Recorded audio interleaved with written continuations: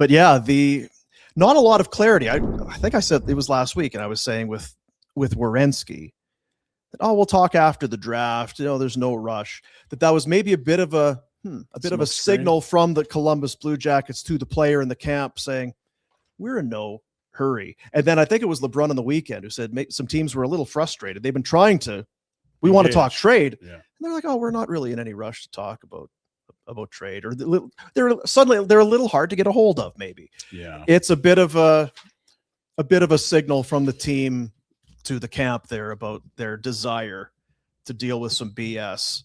And Marchenko has now made it clear that I think 1 year left on his deal. He's not going to. Has he said it too officially? Yeah. Because that was kind of the feel. Someone called it the worst day in Blue Jackets history. And you look at, since they came into the league, there's been a lot of not good days. Like, they haven't done anything. That's brutal. And right after they get into Chushkin, where you're like, maybe you can convince some guys to stay. Look, we're bringing in something to help now. And it's like, no. That Marchenko's an animal. He's a really good player. 6'3", 200 pounds, had 27 goals. Look at this. Oh. Yeah. I like their pick too. Had 31 goals in 24-25, 27 last season. He's a brute. Tough place to do business right now. Seattle's feeling the same way. What position? Winger. Yeah, he's a winger. Shit. Yeah. And Werenski, he's a franchise changer. It's a Norris winner.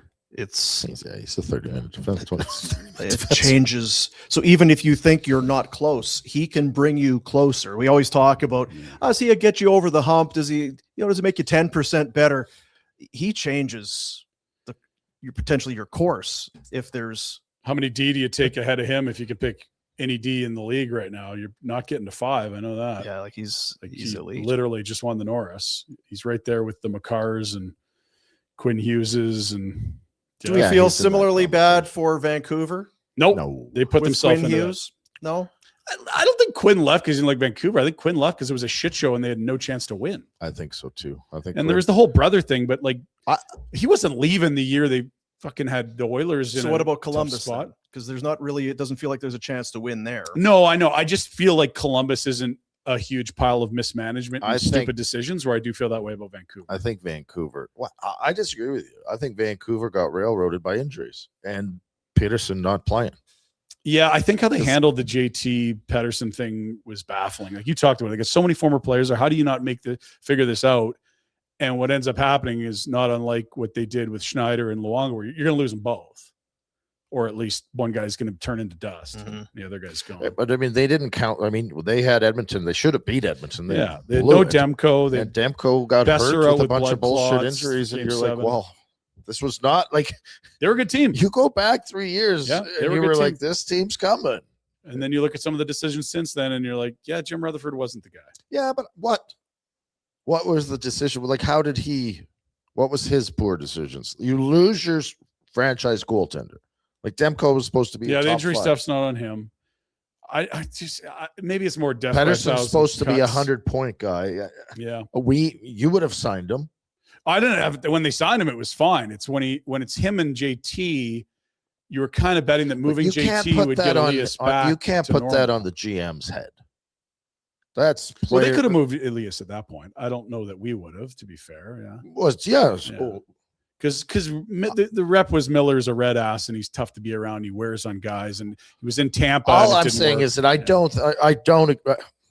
Hey, I don't need Vancouver to be good, but I think they got railroaded by a lot of unforeseen circumstances. And sure, the JT and okay, but that's one small instance, and the dressing room's supposed to be able to take care of that. Rutherford's. I don't know what bringing in DeBrusk, was that a bad?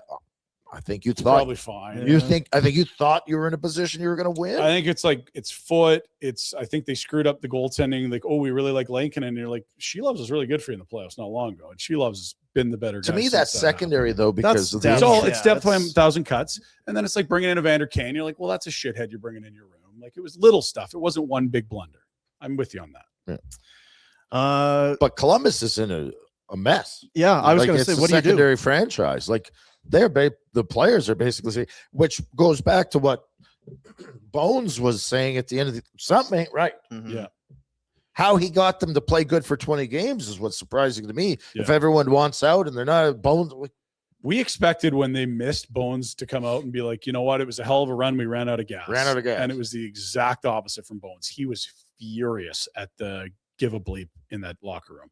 And now it's like, I don't know. Sorry. I don't know if they made the right decision in keeping him. When he came out and said that, I wondered about it. And then they did it as almost a support thing. And I'm like, well, that's fine, but you better be right. Yeah. Yeah. And now you're seeing this, and now it may have nothing to do with it.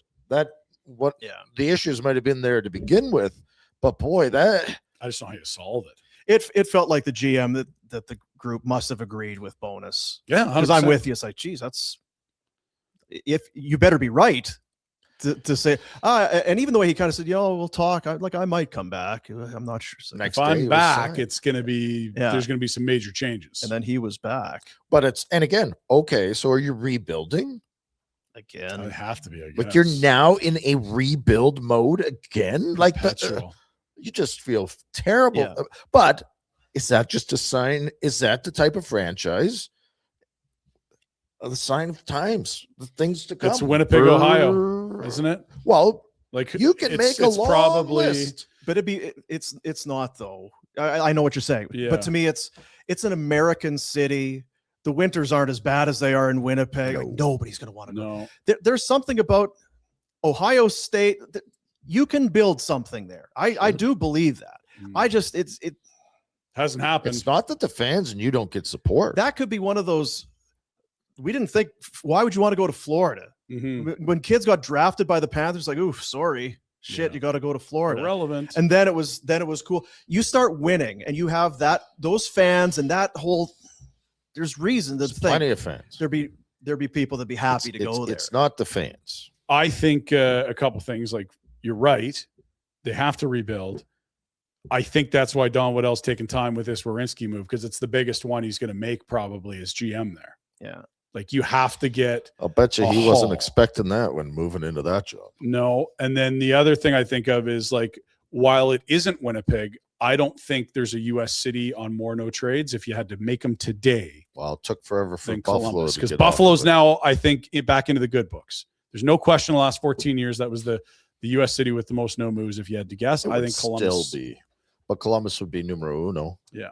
That's kind of my thought. It sounds like Seattle's part of that. Seattle's coming into that group for some reason. Like, yeah. I don't know. I think there's a lot of teams that are.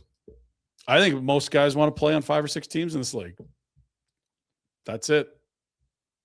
Yeah, and Werenski, not dissimilar to, Brady Tkachuk. He's been there 8-9 years. Mm-hmm. Same with Quinn, right? Do you begrudge him when asked? I don't know. For saying I'm not. The issue is that we can begrudge or not begrudge. It's irrelevant. He's going to make his own choices. Though, I just worry about the future of it. Well, yeah. Right. And they just locked into a new CBA. This isn't something you can fix in the next 2 years. You're going to be living in this universe for 5-6 years. Whenever it might not be ever fixable. Well, I agree. You got to give the guys the rights to do as they want. How are you ever going to control? Take away no moves, or at least limit them. Even if they have no moves, I guess it opens up the market to other. Yeah. The problem is that what we're seeing now is like Darnell Nurse is on a team that theoretically has a chance to win, and he's given them a 3-team list, and he's worth probably 2/3 of the money he's making. And he's like, here's my 3 teams. Those 3 teams are like, I'm like, no. Like, we gave you no moves so that you wouldn't move. Like, you could stay here. Now you're saying, I want out, and here's where I'm going. And you're not making anywhere the value of your contract. Well, you're not coming here. What are you talking It's like, well, what are you going to staple them to? It's like, come on, guys. I gave you my 3-team list. Let's get this going. It's like, well, if you just start looking like a $9.25 million defenseman, we'd be happy to fucking move you. You're nowhere close to that. Put him on like waivers. Brandon Carlo went for 2/3, and Oilers fans still think they're getting something in return here. Hey, all you dusters. Thanks for watching. Apparently, I'm supposed to tell you to hit like and subscribe. You sound like a real cheese ball. Cheese ball.